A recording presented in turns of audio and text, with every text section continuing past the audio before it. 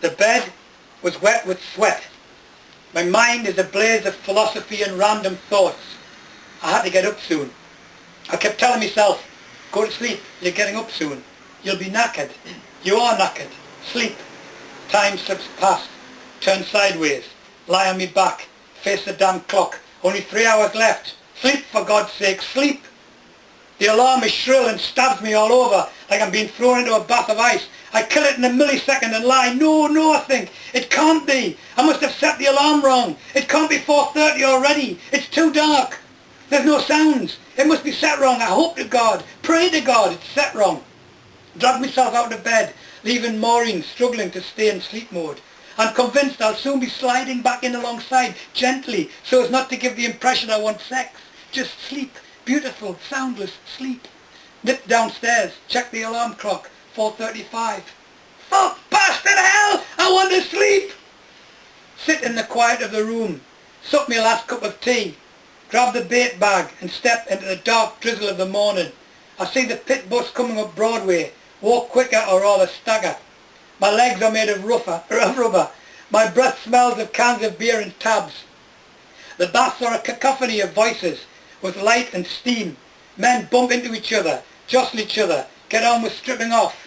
Bare-arsed men are walking with their boots on, and naught else. They remind me of horses. They walk through naked, holding a towel and bait poke, and carrying a single tab and match. This is the last tab, taken at ease in the silence of the morning when dressed in the pit duds. A silent aura falls on each man, at once solitary, steeling himself for the shift. In another part of the yard and en route to the shaft, the lamp beams bounce and boisterous voices sound their rebellion at the morning. How well, lads? Open at them!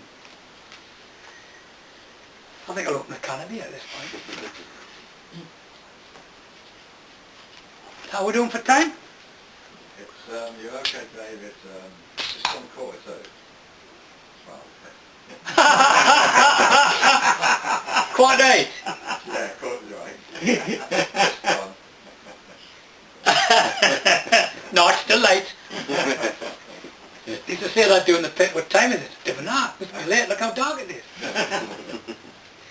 Lyndon Johnson told the nation, have no fear of escalation. I am trying everyone to please.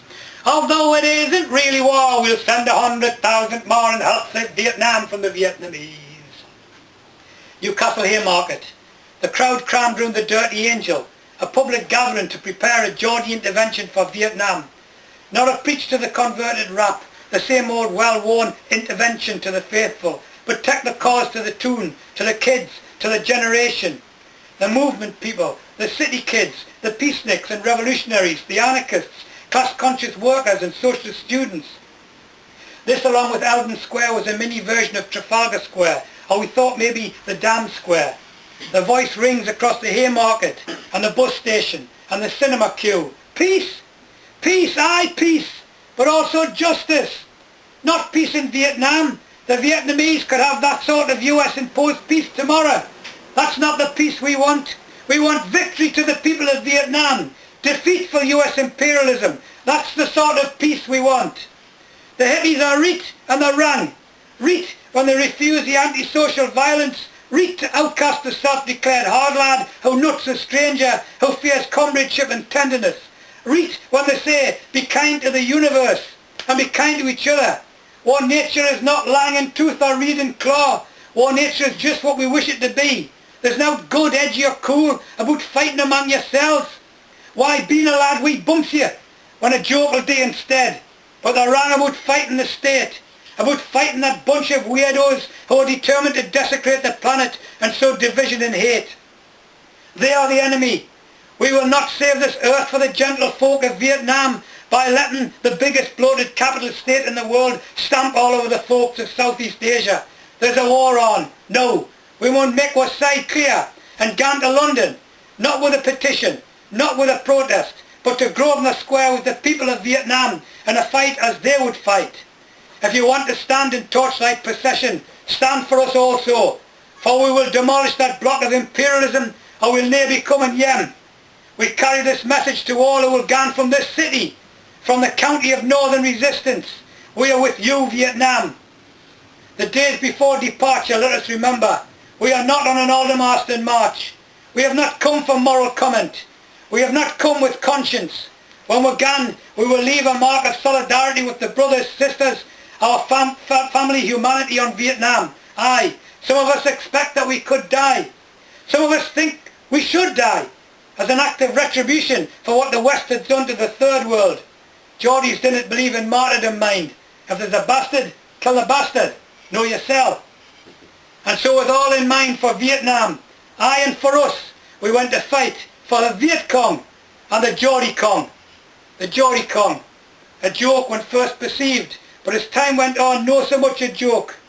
We had been so christened, us, the anarchists, the anarcho-syndicalists, the anarchists, the revolutionary socialists of Tyneside Youth Against the Bomb, the descendant of the old Tyneside Committee 100, the Geordie Cong, by the conventional left, the old left, as it was now called. The offensive of Tet was for Vietnam, the all-out do or die for an end to 50 years of oppression by the West. So the world youth, the subversive generation, it was a culture shock, the whack on the conscience. How far did we believe? The march to Grosvenor Square would see. November 1967, simultaneous bomb attacks against the Greek, Bolivian and Spanish embassies in Bonn and the Venezuela embassy in Rome, claimed by the 1st of May group in solidarity with the Latin American guerrillas and against the fascist regimes of Europe. On the same day, bombs destroyed the entrance to the Spanish tourist office in Milan and the Greek and American embassies in The Hague. This was the month Che Guevara was reported killed in Bolivia. January, an explosive rocket is disarmed before it can be launched at the Greek embassy in London. 9th of January, got a letter from Ralph. Les Kane is dead, killed in a car crash. 27th of February, Stuart Christie's home raided by police led by Detective Sergeant Roy Creamer with an explosive warrant on information received about forthcoming bombing action in London. 3rd of March, 6 bombs damaged the building of the diplomatic missions in London, The Hague and Turin. These actions claimed by the 1st of May group. 6th of March, incendiary bomb with time and mechanism exploded at the Mobit Criminal Court, West Germany. 17th of March, London was black with bodies and red with flags, banners, the Vietnamese flag. This was not Aldermaston. We had not come in peaceful protest. We had come in solidarity with the struggle of the Vietnamese. The spirit of the age, Keith had called it. John Grell put it this: well, it's 2 days after I split from Woodstock, and the mud is still caked heavy on my pants below my knees, or still shit brown.